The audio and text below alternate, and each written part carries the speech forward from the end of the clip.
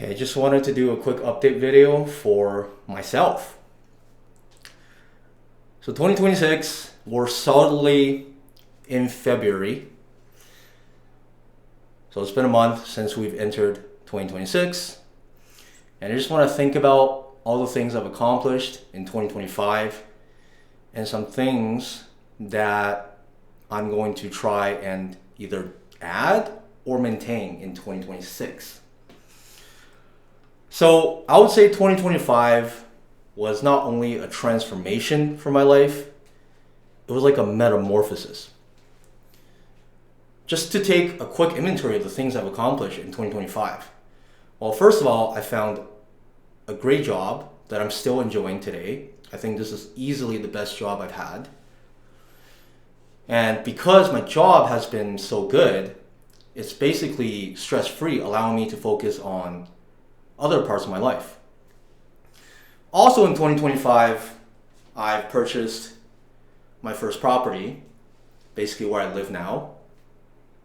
I've always wanted to live the condo apartment lifestyle because I've been living in a house in the suburbs for like 20 years and I wanted to see what it's like to be in the city. And also, I knew that to be financially responsible, probably can't really afford a single house. So a condo was a good compromise. After I found my job, I quickly executed, and here we are. Some other things I've accomplished in 2025 include really taking an inventory of my relationships, figuring out what's been going well and what hasn't. One thing I've done is I've separated from my old friend group. I think the dynamic just wasn't really working out for either me or them, and it was time to move on. I've also vastly expanded my social network. I now have groups of friends that are not interlinked, right? If you think about my old friendship, everyone was friends with each other. But as we grow into adults, you realize not really. You're trying to build networks, and you have different groups of friends that fulfill different purposes. You might have friends that you do bouldering with. Maybe you have a board game group. Maybe you have some close friends that you can talk about personal life with. Or maybe you have friends that are more like acquaintances that you'll meet up once in a while, but you're not really that close. Either way, you're trying to add more diversity and volume to your social network. So that's something I've accomplished in 2025 as well. And I would also say in 2025, I've been able to find out what kind of routine works best for me. What are some priorities for me that require daily maintenance and upkeep that I can actually commit to? So one thing is music. I'm continuing with my piano practice and also singing. Continue with the SOVT exercises. Another thing is fitness. I think I've already built a pretty good habit of daily running back when I was living at my mom's house with the treadmill in my room, if you remember that. So just maintaining that, building off of that. Been going bouldering, which is something new I picked up. One of my friends introduced me and it has been quite fun. And also continuing with the daily run. Something else I've added in 2025 is fixing my posture because my posture needs a lot of work. And as you can probably tell, it's been getting better if I'm consciously paying attention to my posture. It's actually pretty good. But of course, when I'm actually working, it will suffer. So I went to see a physiotherapist, and essentially we're doing some back exercises to get the back muscle to fix the rounded shoulder. And I've been doing a lot of neck stretches to make sure that my neck is actually straight and not forward leaning. So that's something else I've tried in 2025. And I would say actually the biggest thing that I've been trying in 2025 is getting to dating. Because that's something I've just completely shut off and did not do for my entire life. I am a disorganized attachment, fearful avoidant, whatever you want to call it. So I have my anxious side and an avoidant side. Basically, it's due to the trauma I had as a kid where my parents, they weren't exactly a happy family, and I felt like I needed to mediate and fix that somehow. So that's my anxious side. And eventually I realized there's nothing I could do, so I became avoidant. I'm like, you know what? If relationships are gonna hurt me, I don't need humans. I'm not gonna make new friends. I will just remain isolated. So that was me throughout my 20s. And then I've been putting myself out there, getting vulnerable, and trying to actually find a romantic partner, at least exploring it to see what it's like for me. Okay, so that's basically the things I was able to accomplish in 2025. And now moving into 2026, right now I have a pretty solid routine. Coming back from my solo trip in Mexico, I decided that, you know what, I'm not an early rise person, but I'm trying to make it a little bit better. So I've been waking up at 7:50 every day, which is really early for someone like me, because my usual time is like 9 a.m. But anyway, 7:50, get my run in about 20 minutes, do some posture exercises, and then walk to work. So I work hybrid right now, 3 days in the office, 2 days from home. So on the days I work in the office, I make sure I get, the morning run, the posture exercises, the neck stretch is done, and I walk to work. Everything's good. So immediately, no matter what, I wake up, I get my immediate win. My fitness is covered for the day. And then I make sure to get my music stuff in. So I do my SOVT exercise.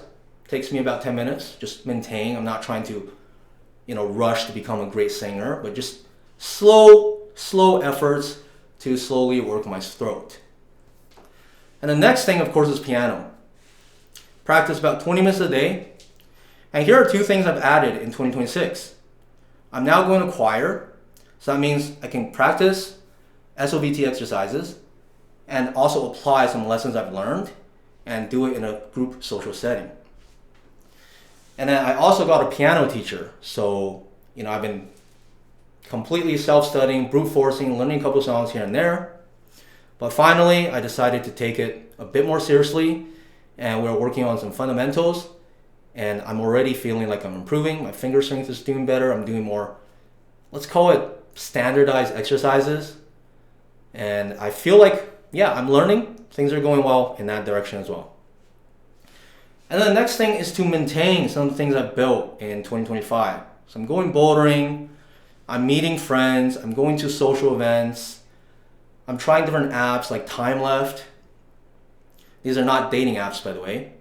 These are like meeting friend apps. So Time Left, been trying that. It's kind of hit or miss. And then also just saying yes to a bunch of things. Like if a friend has an event, I'm just going to say yes, I'll go. The idea is to move in the right direction, but not being so desperate for a specific outcome. Which brings us to a painful experience that I had to go through. So this was basically my first dating experience that things got real. Long story short, I got too invested. They weren't really on the same page. So I had to pull back and get the fuck out of there. But then already I was super attached. So as you can probably imagine, it wasn't super easy for me. Definitely went through some rough times, but the lessons learned were immense. A lot of my old wounds, all the way from my childhood, were fully pulled out, and I was able to realize, damn, okay, these are the patterns, and this is where it came from. And also just realizing what dating looks like. How do you calibrate interest level? How do you know when things are going good? How do you know when things are not going so well? What is a good pace? Just figuring all that stuff out has been immensely helpful for myself, because I'm actually learning. I'm gaining real experience. And I feel like I'm a fast learner. And there's a lot of lessons that I already picked up. I went through some of these lessons, talked about some of these experiences with my therapist, and we were able to digest and come up with some homework for me to do. So that's good. So in the future, I'm going to continue. I mean, it's rough. Definitely hurts. It makes you want to either just stop or continue being desperate. But we all know that desperate energy does not get you what you want. And also being completely avoidant and just saying, fuck it, I'm not going to do this ever, is also not a good solution. What we want to do is we want to slowly calibrate, learn what normal looks like, what do I need, what kind of people do I attract, and go from there. So yeah, that's pretty much it. Big thing for me in 2026, maintain everything I'm built, put myself in events or scenarios where serendipity can happen. Take it easy on like being super desperate, going to like speed dating events, trying really hard to find a girlfriend. It's all about filling that void. No, okay? That is not the play. This is a learning experience. This is an exercise to discover myself and be curious about other people. It's not about filling a void, okay? And if I can just remember that, I think if I get into my next relationship, I'll just be in a better mindset. Okay, so we've covered hobbies, we covered work, we covered social circle, and we covered relationships. So things are going well. I will be going to Japan in a trip about March, going to Hololive Holofest. It'll be very awesome, meeting fans from all over the world. And then after Holofest, I will be returning home to China, to Chengdu. I haven't been back in almost a decade, so I want to see what home looks like. So yeah, it was a rough 2 weeks getting over my first heartbreak, but things are looking good. And I've learned a lot of lessons. I've been able to pull myself out of it, realizing that I built so many good things in 2025. I have a full life. Dating doesn't have to consume me. It can just be part of my experience. Anyways, I have a table topic context coming up in 2 weeks.